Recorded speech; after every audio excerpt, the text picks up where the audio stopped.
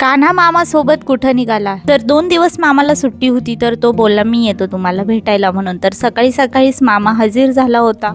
भेटायला तर मला आला होता, पण आल्या आल्या त्याला माझ्याशी बोलण्यात काहीच इंटरेस्ट नव्हता. त्याला बघायचं होतं कान्हाला, पण कान्हा झोपला होता. आज मामा येणार होता म्हणून कान्हाला लवकर आंघोळ घालून आम्ही झोपी लावून दिलं होतं, पण मामा लवकरच आला. आजीचा आणि मामाचा आरडाओरडा ऐकून कान्हा लगेच उठला आणि कान्हा मामाला बघून त्याची रिॲक्शन काहीशी अशी होती. आल्या आल्या कान्हाने मामाला थोडासा ॲटिट्यूड दाखवला, थोडीशी त्याच्या समोर शायनिंग मारली आणि शेवट त्याच्याकडेच गेला. छानपैकी मेकअप करून कान्हा आणि मामा निघाले होते घराबाहेर. जायचं तर कुठे लांब नव्हतं, पण कान्हाचा ॲटिट्यूड असा होता की मीच दरवाजा उघडणार. कान्हासोबत मस्ती केल्यानंतर आजीने मामाला कामाला लावलं होतं. मग आम्ही मामा काय काम करतो ते बघायला दोघं पण गेलो होतो.